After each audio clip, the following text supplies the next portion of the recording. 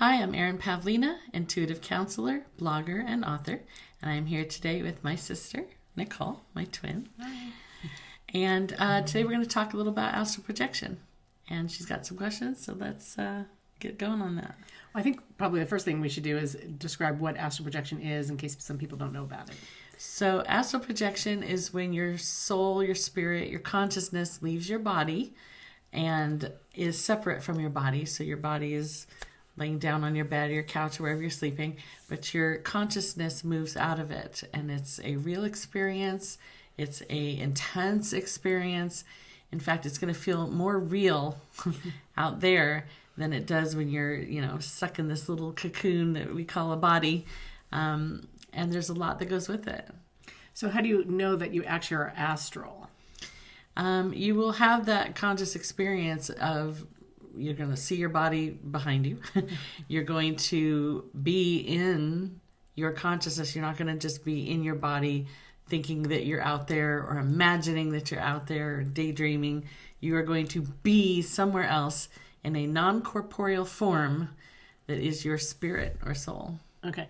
So like the first time I remember doing this was back when we were little at our parents' house, and I was lying in bed and I heard a noise. I had the feeling and I started to detach, but my head stayed together and I just couldn't completely detach myself. So do you have any thoughts on what you can do about that? So I do get emails from people all the time who are having difficulties during separation. So what she's talking about is when you first go astral, you'll have some of the indicators are you'll have either hear a high-pitched whine in your head, like for me it's the sound of acceleration, like zzz, and you'll feel a strong vibration, which I think is like your molecules or your atoms, vibrating out. And so the body does not want the soul to leave, so it does everything it can to hold on to it. So it can feel very like magnetic, like it's like you're trying to separate a magnet that has a really strong pull. And so a lot of people experience the sensation of coming out and then being pulled back in. So similarly, the reason that your head got stuck is this was your body's last ditch effort to keep you from leaving, because I think the body thinks you're dying or that you're dead as soon as your soul leaves it, and that doesn't feel good. So it tries to keep you out, and that's one of the reasons it's hard to get out of your body, is it's not the body's desire for you to leave. Right. I think for me also, I remember that I felt like there was some sort of evil presence in the room. And I was thinking, is it trying to get me to do this so that it can take over my body? I know you've talked a little bit about that, and I just got a little scared. So that might happen to other people that might be a worry. I think this is one of the biggest reasons people either stop trying to learn astral projection or get scared of it and don't want to do it, is because often, not all the time, but often your first astral experience will be accompanied by the sensation of a presence in your room or right near you or behind you. And it's not a loving presence. It's a nefarious entity, maybe feels a little demonic, whether it is, it isn't. It's just going to feel that way to you. And there are entities on the astral plane, just like we're here on Earth, and you can run into somebody. Your soul can run into something on the astral plane that is interested in your energy, because when you go astral, you're this energetic being, and some things want to feed on that energy the way that a moth might go to a flame. They're going to be attracted to your light. They're going to be attracted to that energy that's coming out of the body. So you can attract. So how do you protect yourself? And it took me a while to learn how to protect myself, because this was happening to me when I was 15 and I had no idea what was going on, and I was very scared. Eventually, a friend kind of taught me, you have to raise your frequency, you have to raise your vibration, turn your back on the entity, don't give it your attention. And I thought, how can I do that? It's right here, right here. Yeah. But one time I did do it. I just turned my back on it. I literally flipped over in my astral, form. I turned my back on it. And I thought of love, and I thought of joy, and all the things that are good. And suddenly I was at a different frequency, and it wasn't there anymore. It was like I moved to a different level. where it couldn't be. And then I'm like, oh my God, I'm free. I'm free. I'm safe and I'm free. Okay. This is awesome. And that's when I started really going. Oh, good. Okay, and then I remember another time where I did completely separate, and I was hovering over my body in my room, and I was in that like Superman pose, but I just wasn't going anywhere. And so I said, go to Erin, because I thought she would know how to help me or what to do, but I still didn't move. And so I don't know if it's something you have to think about or how to get yourself to physically move once you're able to fully separate. It can be hard to move, and that's another troubleshooting situation people come to me about. You think that you're supposed to move the way you move when you're in your body, but it's not quite the same. It's energetic. I don't know exactly how else to describe it, but a lot of it is focused on intention. You said go to Erin, but you didn't move.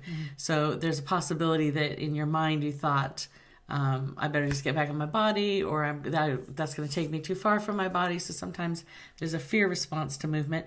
But I have found that if there's something chasing you, you tend to go.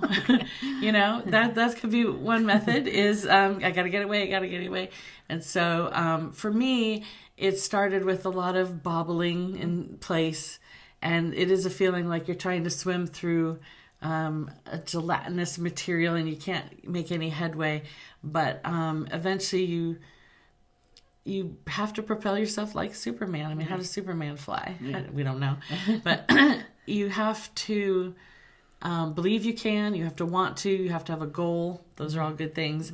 And so I would always fly out through the window or fly through a wall, and then once I was in the outside air, everything was just so crisp and clear, and I started getting a lot of speed and being able to zoom around at like really, really fast speeds. So it is possible. Now, I think I remember you telling me, before you fly through the window or go through the wall, you like stick your hand through to see if it can go through. Yes. To make sure, like, I really am astral projecting. I'm not just, sleepwalking. Yeah, yes, exactly. So good tip to do.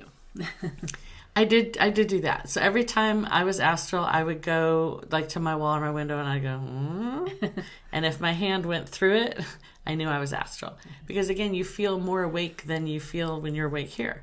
So, and you don't want to jump off your roof of your house until you're sure you're not going to land in a puddle. So yeah, I would do that, and then I would just zip through. I'm like, all right, here we go. And that is a good practice, is to do a check before you rush out of a 7th-story window. Yeah. And then how do you get yourself back into your body at the end? Yes, so after you've had a full night of travel and you've satisfied your curiosity about what's out there, all you have to do is think about going back into your body, and it should snap you back.